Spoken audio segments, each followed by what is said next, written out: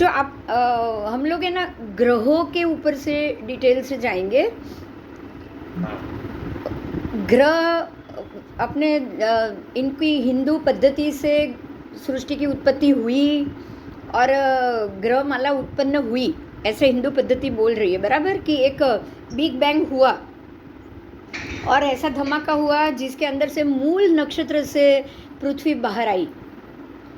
ऐसा हिंदू ज्योतिष का कहना है कि मूल नक्षत्र से पूरी पृथ्वी का सर्जन हुआ, पृथ्वी बाहर निकली और उसी से ही पानी, ये सारे ग्रह नक्षत्र अलग अलग प्रकार के ऐसे उत्पन्न हुए। आज का इंग्लिश एस्ट्रोलॉजी ऐसा कह रहे हैं, नासा और वो लोग ऐसा कह रहे हैं कि एक बिग बैंग हुआ, आकाश में एक बिग बैंग पद्धति नासा की है और मूल नक्षत्र से उत्पन्न हुई, ये सनातन हिंदू इनके वेदांग कह रहे बराबर। तो ये दोनों की पद्धति में एक सिमिलरिटी ये है कि दोनों ये मान रहे कि सृष्टि की उत्पत्ति होती है, सृष्टि का विनाश होता है। ये दो ऐसे मान रहे, एक जैन शासन ऐसा मान रहा है। आगमों के अंदर हमारे केवल ज्ञानी भगवंतों ने इसकी एक थियरी दी है कि ये ग्रह नक्षत्र क्या है। तो उनकी जो थियरी है उसमें कोई उत्पत्ति नहीं है। देखिए यहाँ ध्यान से हमको ये समझना है, जैन शासन में आगमों के अंदर केवल ज्ञानी भगवंतों ने ये बताया कि सृष्टि की उत्पत्ति नहीं है। 14 राजलोक पहले भी था, आज भी है, कल भी रहेगा, हमेशा के लिए रहेगा। क्योंकि इसमें नहीं, ऐसा नहीं है कि भाई आकाश उत्पन्न हुआ, ग्रह उत्पन्न हुए, नक्षत्र उत्पन्न हुए, ऐसा कुछ नहीं, ऐसा कुछ नहीं है।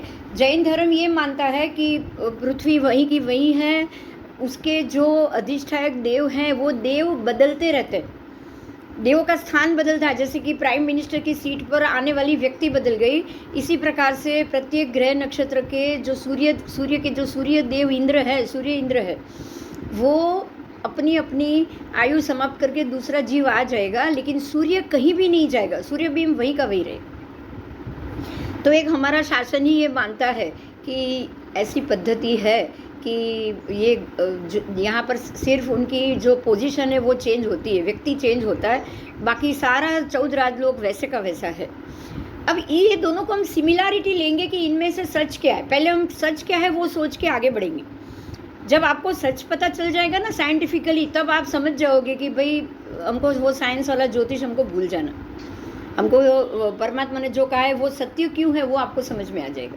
अब परमात्मा ने जो कहा है उसको अगर हम आज के साइंस से हम देखने जाए, आज का साइंस ये कह रहा है कि कभी भी एक एलिमेंट दूसरे एलिमेंट में मिक्स नहीं हो सकता, एक एलिमेंट दूसरे एलिमेंट में ट्रांसफॉर्म नहीं हो सकता। यानी कि पानी कभी भी जल नहीं बन पाएगा, अरे पानी कभी भी अग्नि नहीं बन पाएगा, अग्नि कभी वायु में नहीं जाएगा, वायु कभी भी पृथ्वी में तब्दील नहीं हो सकता, नहीं हो सकता। परमात्मा ने ये कहा है बराबर। आज का साइंस भी यही कह रहा है, आज का साइंस भी यही कह रहा है कि जो जीव, जो एलिमेंट है, एलिमेंट मतलब अग्नि, फायर, वो लोग जीव नहीं मानते लेकिन उसको एलिमेंट जरूर मानते हैं। और ये भी मानते हैं कि वो एलिमेंट कभी भी दूसरे एलिमेंट में मिक्सअप नहीं होता। तो अब यहाँ आप देखोगे ना तो ये दोनों में भी एक चीज़ डिफरेंस आएगी। परमात्मा उसको जीव मानते हैं, ये लोग उसको पदार्थ मान रहे हैं। भगवान ने उसको जीव के रूप में कह दिया, इन लोगों ने उसको पदार्थ के रूप में कह दिया। अब आप यहाँ देखोगे ना तो एक और चीज़ डिफरेंस मिलेगा। परमात्मा ये कह रहे हैं कि ये सारे एकेंद्रिय के जीव, एकेंद्रिय वही के वही है, उन्होंने उसको जाति भव्य का नाम दिया है। एकेंद्रिय में आपको 2 प्रकार में मिलेंगे, एक मिलेगा जाति भव्य, एक मिलेगा भव्य। उसमें 2 मिलेंगे, अभव्य इसमें नहीं है, अभव्य पंचेंद्रिय जीव, लेकिन जाति भव्य और भव्य जीव। तो भव्य जीव वो है कि अगर कभी एकेंद्रिय में गए तो वो अपनी एकेंद्रिय से बेंद्रिय, तेंद्रिय, चौरेंद्रिय में जा सकते हैं। और जाति भव्य वो जीव है जो अपनी जाति से कभी भी बाहर नहीं आएंगे। तो ये होगा क्या, परमात्मा के कहे अनुसार जाति भव्य एकेंद्रिय जीव जो पृथ्वी का बना, वो हमेशा पृथ्वी का एक पृथ्वी में से निकलकर दूसरी पृथ्वी में ही जा सकता है। वो कभी भी पृथ्वी काय में से निकलकर अपकाय में नहीं जाएगा, अपकाय से निकलकर अग्निकाय में नहीं जाएगा। तो ये बात सिमिलरिटी आ गई कि भाई एक तत्व कभी दूसरे तत्व में विलीन नहीं होता है। एक तत्व कभी भी दूसरे तत्व से ज्वाइन नहीं हो सकता। खाली परमाणु इकट्ठे हो सकते हैं, लेकिन एक के अंदर एक घुल मिल नहीं सकता। तो ये जब देखेंगे तो साइंस बोल रहा है एक एलिमेंट दूसरे एलिमेंट में मिक्स नहीं हो रहा है। परमात्मा कह रहे हैं कि एकेंद्रिय का एक जीव पृथ्वी का अप में नहीं जा सकता, अप का वायु में नहीं जाता, वायु का तेऊ में नहीं जाता, जो जाति भव्य है वो। तो ये दोनों आपको जवाब मिल गया कि नहीं, ये लॉजिकली तत्व है, ये बात सही है, साइंस ही प्रूव कर रहा है। ये बात साइंस ही प्रूव कर रहा है कि पृथ्वी का के जीव अपकाय में नहीं जाते, भगवान ने ये कह दिया।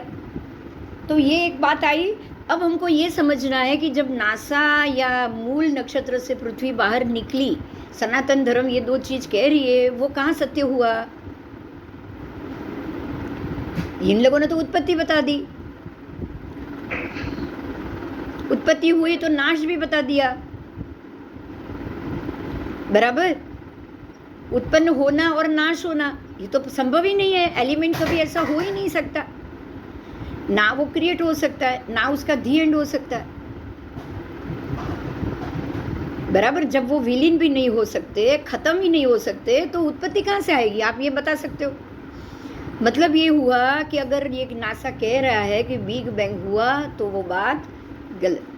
अगर सनातन धर्म ये कह रहा है कि भाई ये मूल से उत्पन्न हुई है और वापस मूल में समा जाएगी, ये भी गलत। और अगर साइंस हमारा आगम ये कह रहा है कि ये जीव यही के यही है, सिर्फ उनकी स्थिति बदलती है।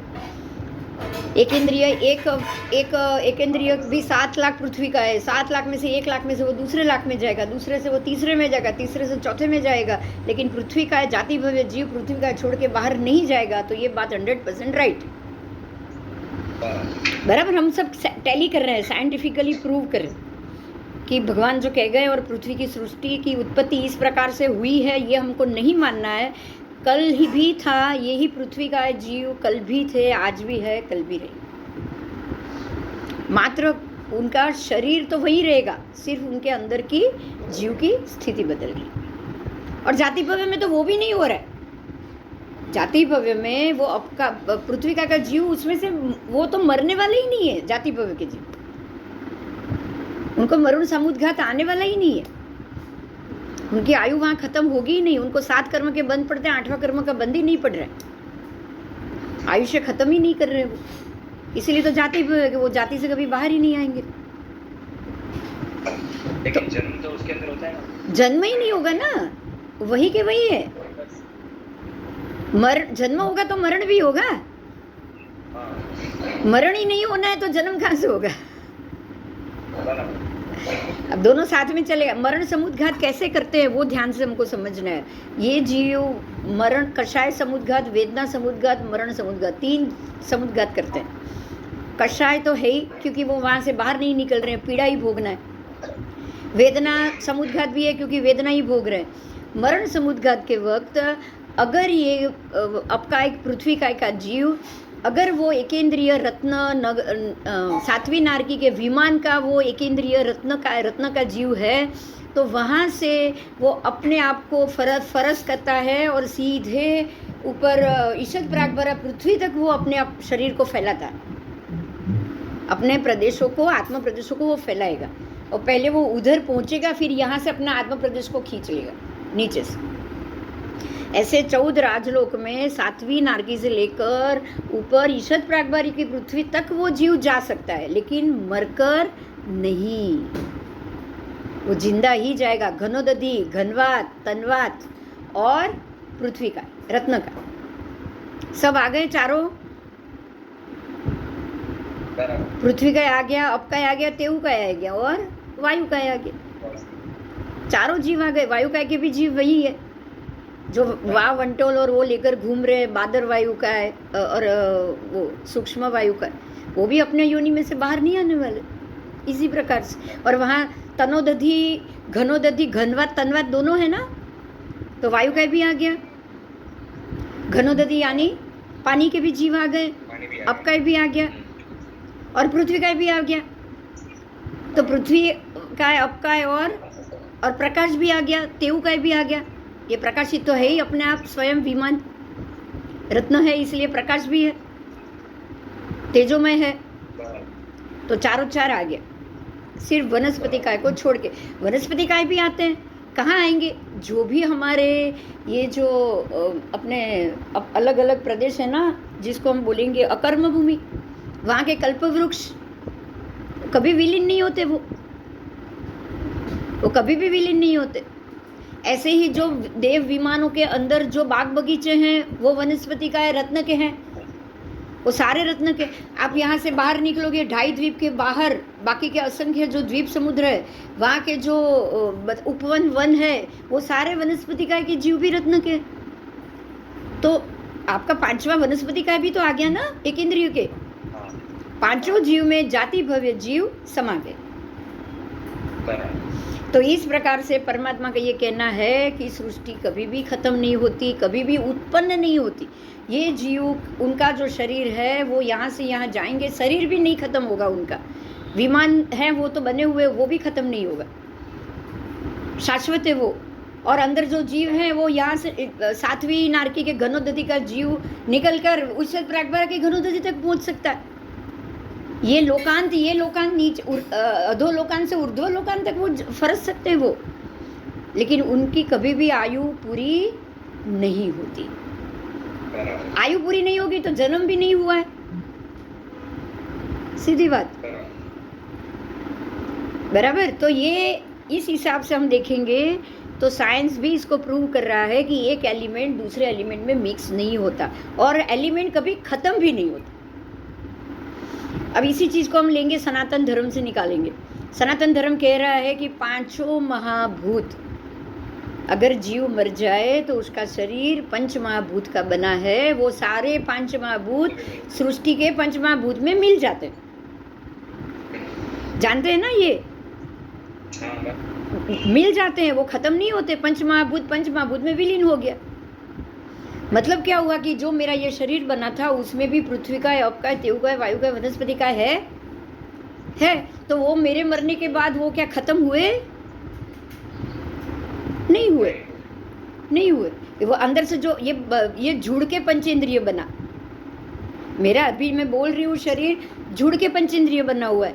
मृत्यु के बाद वो खाली खोखा रह जाएगा ना, शरीर का ढांचा रह जाएगा, पर है तो पंचेंद्रिय। अब उसको जलाया जाएगा, तो जलाने के बाद सारे एकेंद्रिय जीव अपने अपने स्थान में चले जाएंगे। तो इस हिसाब से यहाँ ये बात क्लियर होती है कि जाति भव्य एकेंद्रिय कभी भी अपनी जाति से बाहर नहीं आए। भगवान की ये बात साबित हो गई बराबर। अब एक दूसरी बात, अभी जैसे जैसे हम जाएंगे यहाँ, ये सारा हमारा ज्योतिष इकट्ठा हो रहा है। परमात्मा ने कहा है कि खून के एक बूंद में असंख्य पंचेंद्रिय जीव होते ना, असंख्य पंचेंद्रिय जीव होते खून के एक कतरे, एक ड्रॉप में।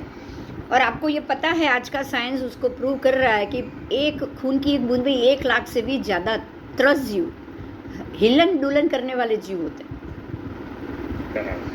अब एक बूंद में तो जीव तो असंख्य हो गए, आप गिन नहीं पाओगे एक इंद्रिय जीव, लेकिन हिलने डुलने वाले भी 1 लाख से ज़्यादा जीव है। इसीलिए लेबोरेटरी टेस्ट में वो कौन से जीव है, उसकी कैपेसिटी क्या है, उस हिसाब से रोग डिसाइड किया जाता है। वो ब्लड से ही होता है, आपके ब्लड में किस प्रकार के कीटाणु उत्पन्न हुए, उसी से ही लेबोरेटरी टेस्ट से मालूम पड़ता है कि आपको कौन सा रोग हुआ है, बराबर। वनस्पति में जीव है, साइंस ने साबित किया, ये सारा भगवान पहले बोल के गए। तो अब हमको भगवान की सभी बातों को एज इट इज माननी चाहिए कि नहीं माननी चाहिए? जब साइंस इतना कह रहा है और वही सारी चीज भगवान कह रहे हैं, तो फिर हमको भगवान की बात माननी चाहिए। जो साइंस हाथ बोल रहा है वो मानना चाहिए। हाँ, तो अब हमको धीरे धीरे आगम की बात सही लग रही है ना, तो अब उसका ज्योतिष का गणित भी सही लगेगा, बराबर। अब ये सारी भगवती सूत्र की बात है साहब। आपको अगर जानना हो तो आप भगवती सूत्र को खोल सकते हो।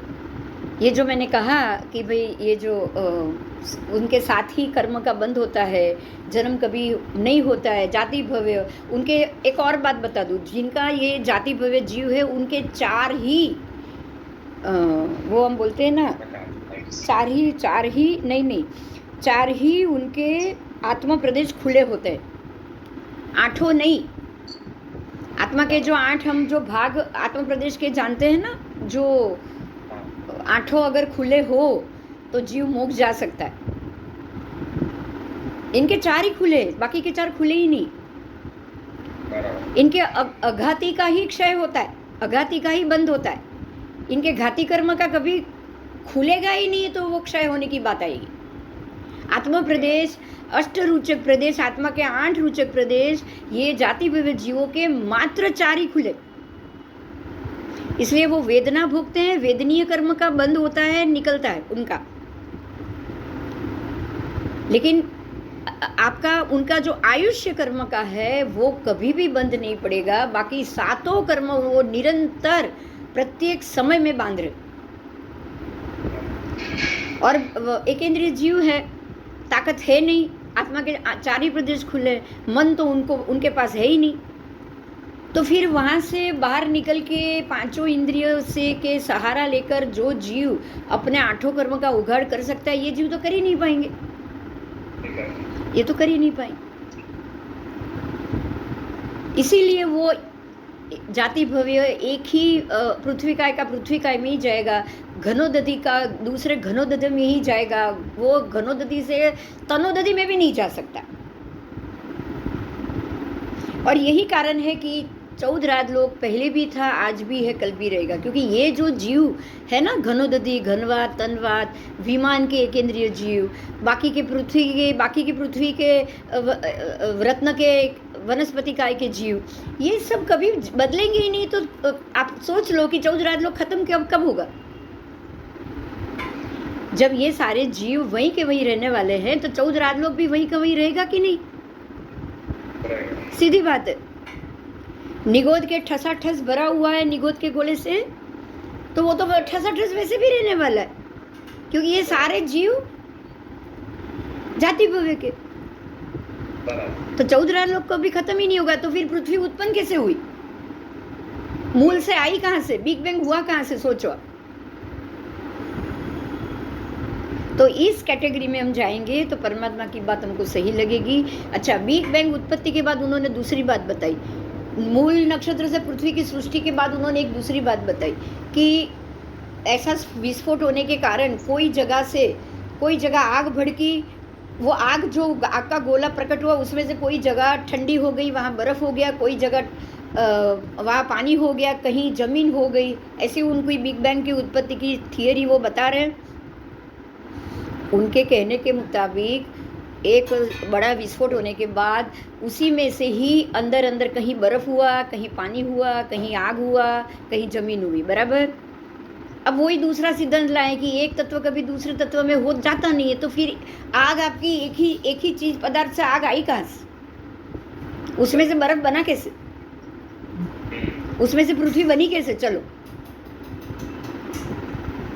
बराबर। जब खुद ही बोल रहे हो कि एक एलिमेंट दूसरे में मिक्स नहीं हो रहा है, कन्वर्ट ही नहीं हो सकता, तो आपका वो एक भड़ाका में जो गोला बाहर निकला वो अलग अलग 4-5 में कन्वर्ट कैसे हुआ? वो तो पॉसिबल ही नहीं है, वो तो संभव ही नहीं, बराबर। तो उस हिसाब से अब हम आगम की बात सही मानेंगे। अब आगम की बात में जिस तरह से परमात्मा ये कह रहे हैं कि पृथ्वी भी वहीं पे है, पृथ्वी काय के जीव, ये जीव ऐसे ही ग्रहों के बिंब, जो ज्योतिष चक्र घूम रहा है वो ग्रहों के बिंब भी हमें रत्न के बिंब बने, शाश्वत बिंब है। वो ही जीव है जो एकेंद्रीय जाति भव्य का, जो अभी थोड़ी देर पहले मैंने आपको बता दिया। एकेंद्रीय जाति भव्य जगह बदलता है, लेकिन वो जीव मरता नहीं है, उसका शरीर भी खत्म नहीं होता। नारकी, रत्न प्रभा नारकी के जीव अगर खत्म अपना दूसरी जगह जाना शुरू कर दे तो क्या नारकी का विमान बचेगा? नहीं बच सकता, कभी भी खत्म हो जाएगा ना, सारे जीव निकलना शुरू कर देंगे तो ऐसा होना ही नहीं है कभी, क्योंकि वो जीव अगर वहाँ से 2 जीव का वहाँ से चवित होना हो गया तो बाकी के 2 जीव वहाँ पहुँच जाएंगे नीचे गनोदधी से, वो जाएंगे तो जाके कहाँ जाएंगे, चलो कहीं और तो जा नहीं सकते। इसी प्रकार विमान, ग्रह के विमान के जीव भी कहीं नहीं जाते, एक जगह से दूसरी जगह जाए, एक विमान से दूसरे। मान लो कि जम्बू द्वीप पे 132 सूर्य है, जम्बू द्वीप के सूर्य से निकल कर लवण के सूर्य में गए, लवण के सूर्य से निकल कर घात के खंड के सूर्य में गए, उनको जाना तो वही 132 सूर्य के अंदर ही है। आप आतप नाम कर्म का उदय है, वो सूर्य बीम के अलावा कोई और बीम में तो जा ही नहीं पाएंगे। नहीं ले सकते दूसरा टन वो ले ही नहीं पाते हैं, ये जाति भव्य है। तो जाति नहीं, उनको आतप नाम कर्म का उदय है ना, अब जहाँ भी जाएंगे प्रकाशित दिखेंगे वो। अब चंद्र के विमान में तो वो जा नहीं पाएंगे, लेकिन वो दूसरे भाव में नहीं जा सकते, वो भाव बदल गए, उनका आयुष्य नाम कर्म का बंद ही नहीं हो रहा है, भाव खत्म ही नहीं होने वाला, वो हमेशा अमर रहेंगे। हाँ, हमेशा ऐसे रहेंगे, हमेशा रहेंगे। हमें वही तो देखो, एक बात ध्यान में रखिए, परमात्मा कौन से जीव की करुणा करते हैं? परमात्मा कौन से जीव की करुणा करते हैं? क्या हम लोगों की? ऐसे जीवों की ना कि जो वो स्थिति से बाहर ही नहीं आ सकते। परमात्मा जानते हैं फिर भी बोलते हैं ना, सभी जीव करूं शासन रसी। परमात्मा जानते हैं कि भव्य जीव ही शासन रस वाले निकलेंगे, भव्य जीव ही मोक्ष जा सकेंगे, फिर भी परमात्मा सभी जीव क्यों बोल रहे हैं? भगवान मतलब चाहते तो उनको भी कर देते, लेकिन कर नहीं पाए। परमात्मा को उसी जीव की चिंता ज्यादा होगी ना कि जो वहां से ये सृष्टि से बाहर ही नहीं निकल सकते हैं। करुणा किसकी की जाती है? जो दुखी हो, जो दुखी हो, जो दुखी हो, जो कैपेबल नहीं है, जो कैपेबल है वो, अगर नहीं तो क्या हमको बचाने के लिए भगवान आज कृपा नहीं भेजते क्या? अच्छा, जब एक जीव सिद्ध होता है तो कौन सा जीव, किस जीव को सुख मिलता है ये बताओ? चलो, क्या हमको? हाँ, निगोद के जीव को। जब एक जीव सुखी होगा तो भगवान किसके ऊपर करुणा करेंगे? एक सिद्ध जीव किसके ऊपर करुणा करके जाता है? निगोद के जीव के, जो असहाय है, जो अपनी स्थिति से कहीं बाहर आना चाहता है लेकिन आ नहीं सकता। मतलब ये है कि जब सभी जीव करूँ शासन रसी, परमात्मा ये इच्छा करेंगे ना, तब ये जब जो जीव ये सृष्टि के जीवों की स्थिति जानेगा ना, वो ही सबको करुणा भाव से देख सकेगा। बाकी का अगर जाने कि भाई ये सारे जीव नीच आए, वो कुछ नहीं कर सकते, छोड़ो, अपन अपनी देखो, अपने को उन सबकी देखने की जरूरत नहीं है। वो कोई मोक्ष या सिद्धात्मा बन सके ऐसा हो ही नहीं पाएगा। तो सिद्धात्मा किसकी करुणा करते हैं? उसी जीव की जो अपनी स्थिति से बाहर ही नहीं आ सकेंगे, बाहर ही नहीं आ सके। और नित्य निगोद तो हमने सुना ही है।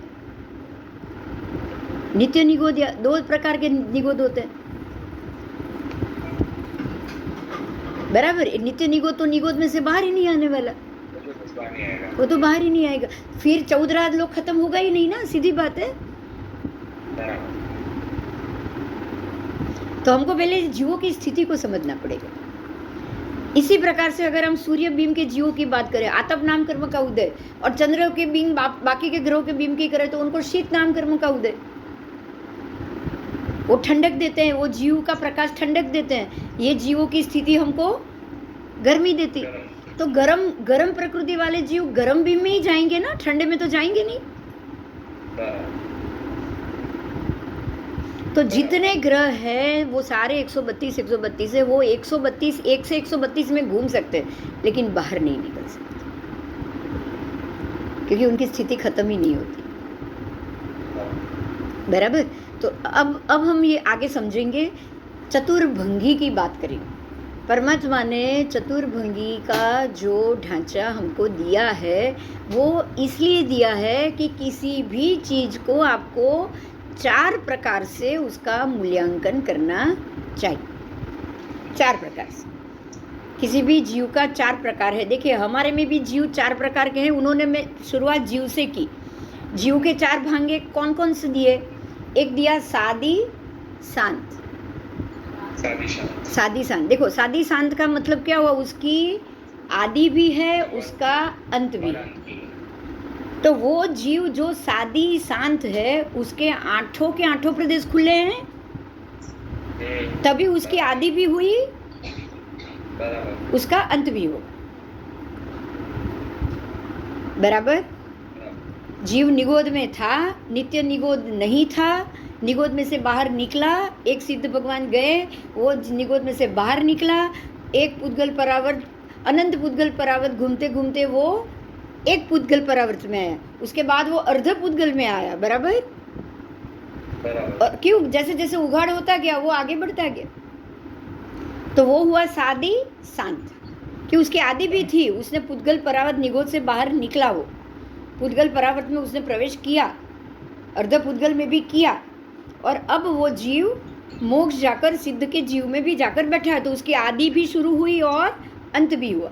वो जो सादी शांत है उसके 8 के 8 रुचक प्रदेश खुले हैं, तभी वो खुले 8 के जो खुले थे उसमें से वो अपना वीर्यांतराय का भोग करते हुए, खत्म करते हुए, वीर्यांतराय खत्म करते हुए उसने अपने वीर्य को इतना स्फुरायमान किया कि वो अपने सारे आत्म प्रदेश से कर्मों को वो हटा पाया और वो सिद्ध गति में जा पाया।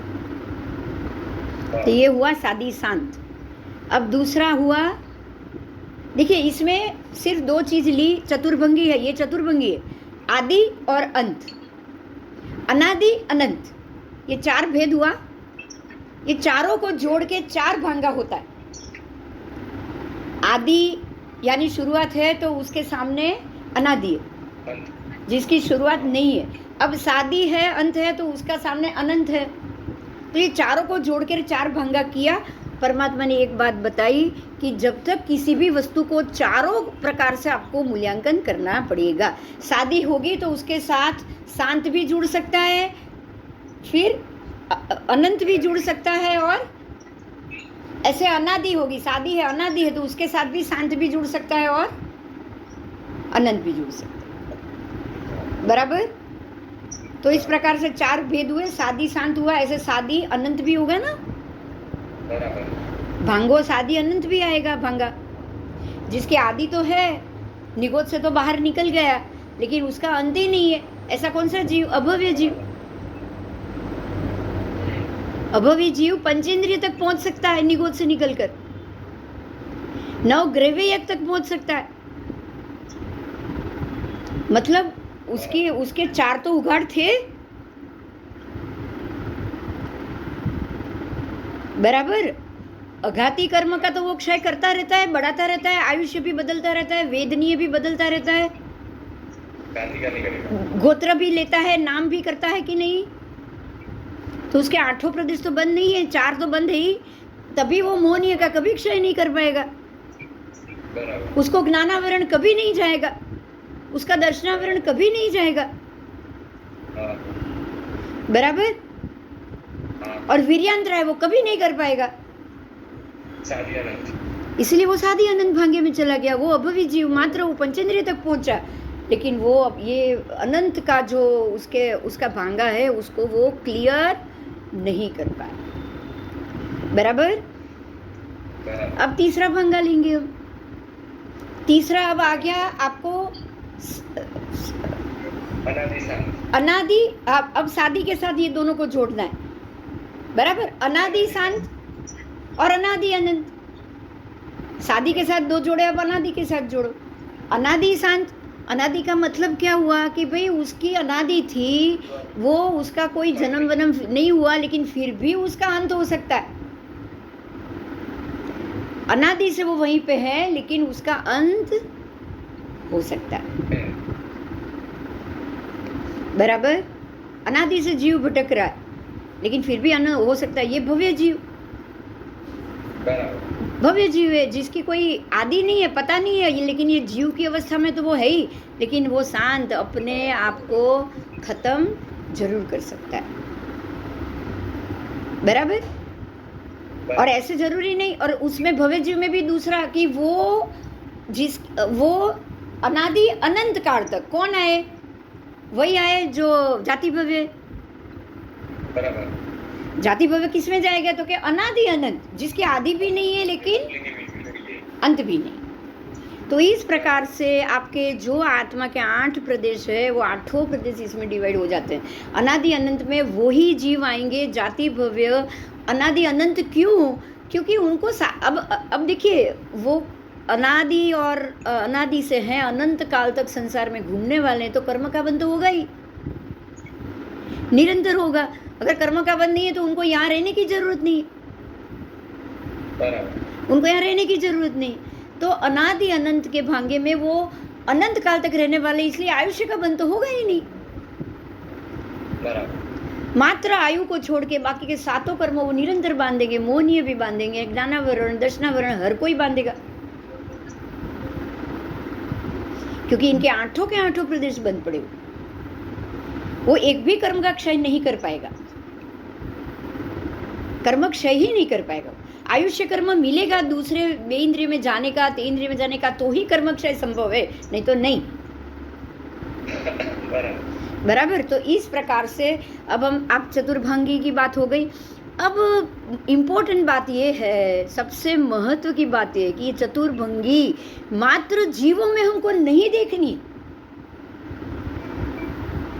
परमात्मा यही कह रहे हैं कि आपको जीवों में नहीं देखनी है, प्रत्येक पदार्थ में देखनी है। कोई भी पदार्थ बिना जीव का है ही नहीं, कोई भी पदार्थ बिना जीव का है ही नहीं।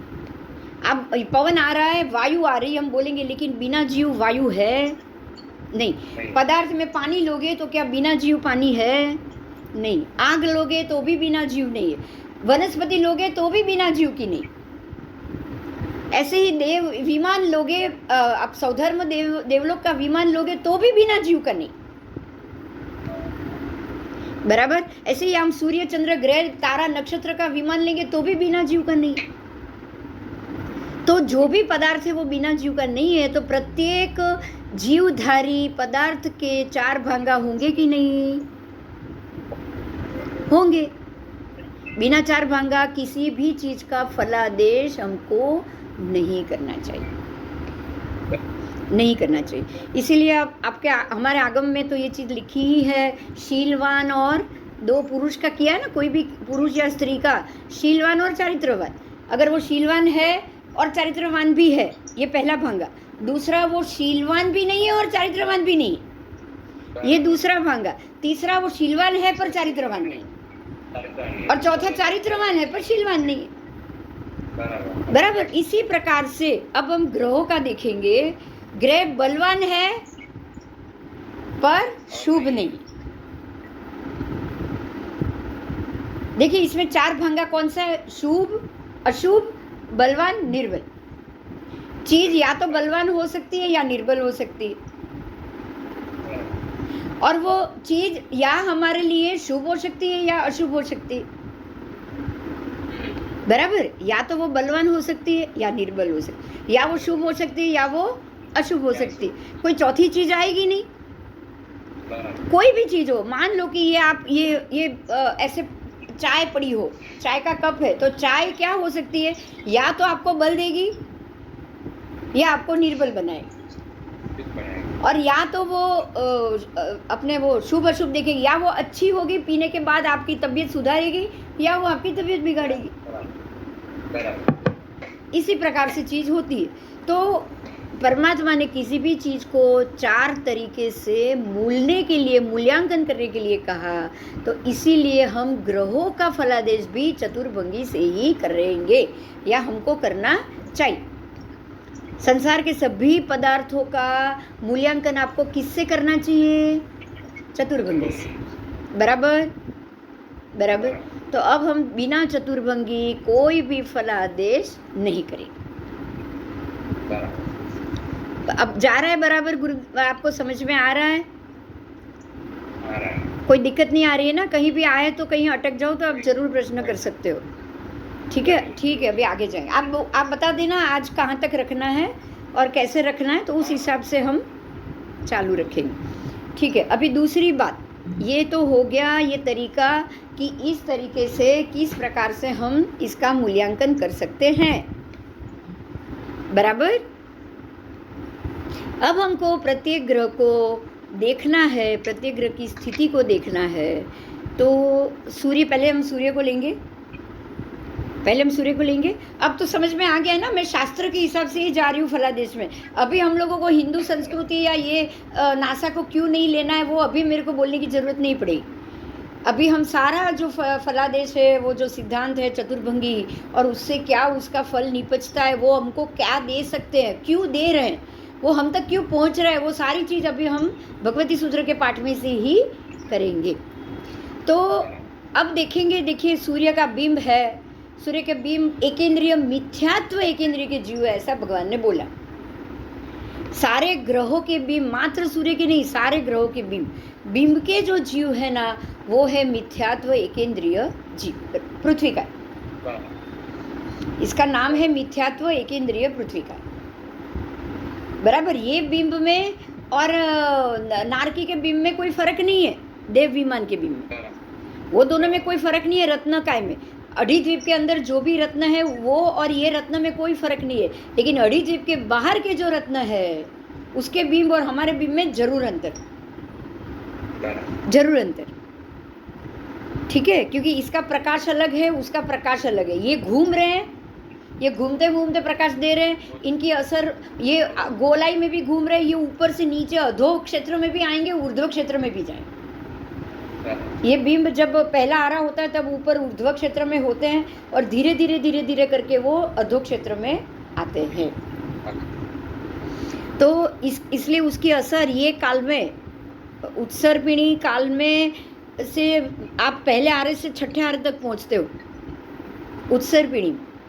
तो पहले आरे में शुभ अवस्था इसलिए होती थी क्योंकि वो 800 योजन तब की ऊंचाई के हिसाब से थे। पहले आरे के जो जीव थे वो 3 गांव की काया वाले थे। अब वो 3 गांव की काया वाला 2 हाथ फैला के खड़ा रहेगा ना, तब उसका होगा एक धनुष।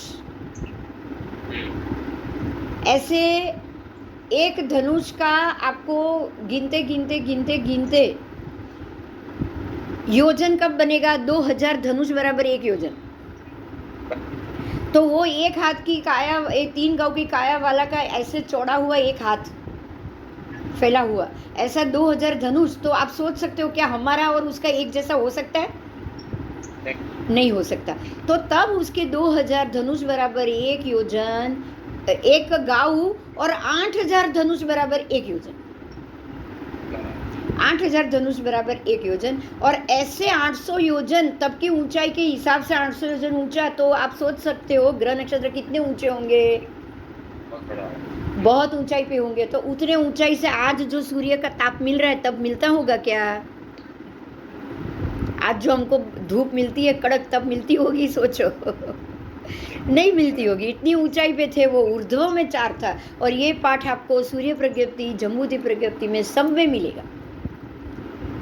ये पाठ हमारे आगमों में है कि ग्रह का 3-4 बताया है। ज्योतिष चक्र का ऊर्ध्व 4, मध्य 4, अधो 4, और वो भी 24-61 अंश, 24 और 61 में से 24 भाग, 61 में से 24 भाग ऊर्ध्व, अधो, मध्य 3 होगा। ये भी पाठ है, पाठ दिया गया। मतलब ये हो गया कि जब आप 800 योजन पहले के आरे के गिनते हो वो पूरे 61 भाग था। फिर जब वो थोड़ा अधो में आया तो उसमें से 12 भाग निकल गया, तब वो मध्य में आया। 12 भाग कम कर दो तो वो मध्य 4 हो गया। और 24 भाग कम कर दोगे ना, 24-61 में से 24 भाग निकाल दोगे तब वो अधो 4 है। तो ये ज्योतिष चक्र 12 भाग 24 भाग कम करने के लिए क्यों बोला? क्योंकि पहले आरे से लेकर मध्य आरे तक आपकी ऊंचाई भी तो घट जाएगी। जीव की ऊंचाई भी तो 3 गांव से लेकर 1000 धनुष में आए।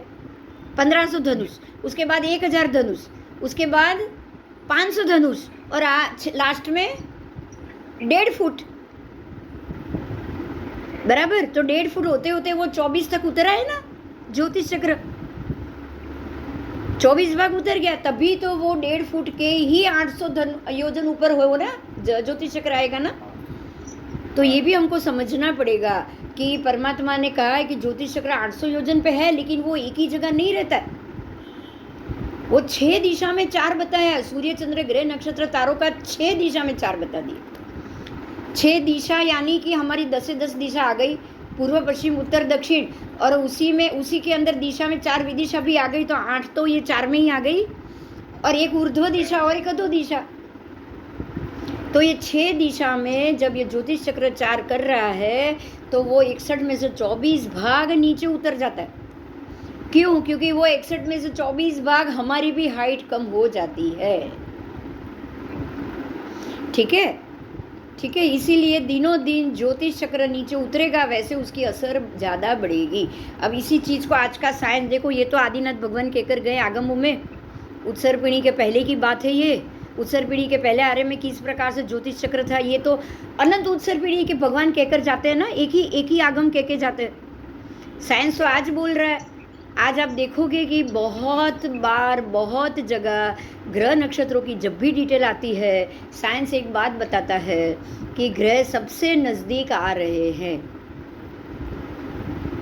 पृथ्वी के सबसे नज़दीक ग्रह माला जा रही है, सूर्य नज़दीक आ रहा है, बराबर। साइंस रोज बोल रहा है। ओजोन वायु घट रहा है, ओजोन वायु का लेयर घट रहा है ना, सूर्य नज़दीक आ रहा है पृथ्वी के। तो और 5 लाख वर्ष में तो वो लोग बोल रहे हैं कि सूर्य पूरा पृथ्वी के बाजू में आ जाएगा, मतलब सारे ग्रह नक्षत्र पृथ्वी के नज़दीक आ जाएंगे। आज का साइंस भी तो कह रहा है। तो भगवान की बात सच है कि नहीं, बताओ। हम तो वही इक्वेशन मानेंगे जो भगवान ने कहा है। ये लोग बोल रहे कि पृथ्वी के और नजीक आ जाएगा, पृथ्वी उसके अंदर खत्म हो जाएगी, अलोप हो जाएगी। हम ये नहीं मानेंगे, वो नज़दीक आ रहा है, सही बात है, लेकिन भगवान ने बोला 24 ही भाग उतरेगा, 61 में से 24 ही भाग उतरेगा, बाकी का नीचे तो आने वाला ही नहीं है। और वापस उत्सर पीढ़ी शुरू हो जाएगी 6ठे आरे से, तो वो 24 से ऊपर चढ़ता जाएगा, वापस उतरेगा, 24 उतरेगा, वापस ऊपर चढ़ेगा। तो अभी भगवान की बात 100% सही है कि नहीं, बताओ, है ना। तो अब हम इसी के ऊपर जाएंगे। अब वो 24 नीचे उतर रहा है ना, तो दिनों दिन हमारी शरीर की आयु, फिर अपनी ऊंचाई सब घट रहा है। अब देखो सब घट रहा है। पहले आरे में थी 3 गांव, दूसरे आरे में आ गए 1000 धनुष, तीसरे में आरे में आ गए 1500 धनुष, तीसरे आरे में आ गए हम 1000 धनुष पे, और तीसरे आरे के अंत तक तो हम आ गए 500 धनुष पे। और फिर चौथा आरा धीरे धीरे अजितनाथ भगवान के वक्त, उसके बाद घटते घटते घटते घटते चौथे आरे के अंत तक हम आ गए 7 हाथ की काया, यानी कि 12 फुट 13 फुट, बराबर। ये चौथे आरे का अंत, और 5वें आरे के अंत तक आ जाएंगे 1.5 फुट। छठा आरा पूरा 1.5 फुट, और बाद में वापस 1.5 फुट से वापस हम ऊपर जाएं। तो ये है धर्म के हिसाब से, हमारे आगम के हिसाब से, पूरे 14 राजलोक में ग्रहों के कारण होने वाला बदलाव। और ये बदलाव वहीं पे है जहाँ पर चर ज्योतिष, जहाँ चर ज्योतिष नहीं है वहाँ कोई बदलाव नहीं। कैसे? तो ये जम्बू द्वीप में मात्र भरत ऐरावत में ही बदलाव है, क्योंकि ज्योतिष चक्र बाहर के सिर्फ जम्बू द्वीप की शुरुआत करो, लवण का छोड़ दो 330 योजन, लेकिन जम्बू के 180 योजन में ही घूम रहा है, बराबर। ज्योतिष चक्र 510 योजन का है, उसमें से 330 योजन वो लवण में घूम रहा है और 180 योजन ही जम्बू में घूम रहा है। तो हमारा बाहर का एरिया पूरे जम्बू द्वीप 1 लाख है, उसके बाहर का मात्र 180 योजन ही वो घूमेगा ना, अंदर तो जा नहीं रहा है। तो 5 भरत 5 ऐरावत में ही बदलाव आएगा, बाकी कहीं आएगा, बताओ? आना भी नहीं चाहिए, नहीं आएगा। अच्छा, हमारे एरिया से अंदर का हेमवत क्षेत्र पहला, और वहां से हिरण्यवत कितना अंदर है, ऐरावत की तरफ से भी पहला, पहला मनुष्य वो जो अपना जो कर्म भूमि आप देखोगे, अकर्म भूमि, यहाँ से अकर्म भूमि, वहाँ से भी अकर्म भूमि, हिरण्यवंत और ये कितना फर्क में आया, कितना फर्क में आया?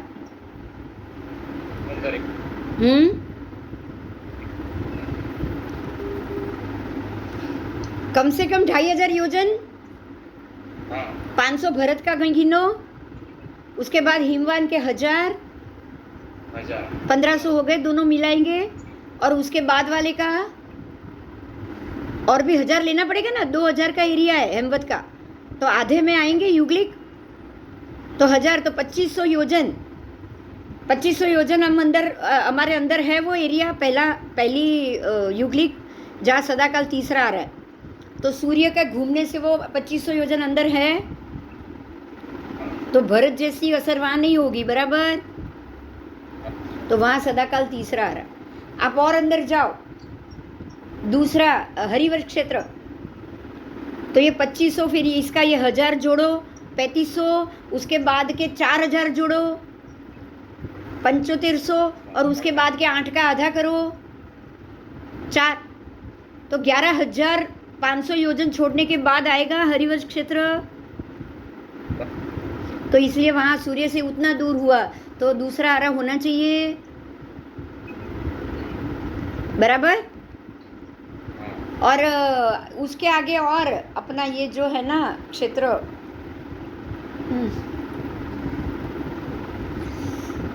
उत्तर कुरु, देव कुरु, ये तो कम से कम 35,000 योजन दूर चला गया, इसलिए वहाँ सदाकाल पहला आ रहा।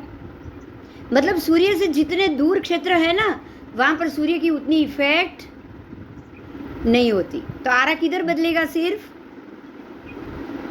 भैरव तेरा। सूर्य नीचे उतरे ऊपर चढ़े, उन लोगों को कोई, अंदर वाले को कोई फर्क नहीं पड़ता है, महाविदय में भी कोई फर्क नहीं पड़ेगा, क्योंकि महाविदय भी बाहर से 2500 दोनों तरफ सीता मुखवन है, पूर्व महाविदय में भी बाहर सीता मुखवन 2500, उसके बाद उसके विजय शुरू होंगे। पश्चिम में भी 2500 सीता मुखवन, जम्बू द्वीप के किनारे में फिर सीता मुखवन, तो वो लोग 2500 अंदर है, उसके बाद विजय शुरू होते हैं। मतलब इसलिए वहाँ भी सदाकाल चौथा आ रहा, वहाँ भी बदलेगा नहीं। बराबर क्लियर हो गया?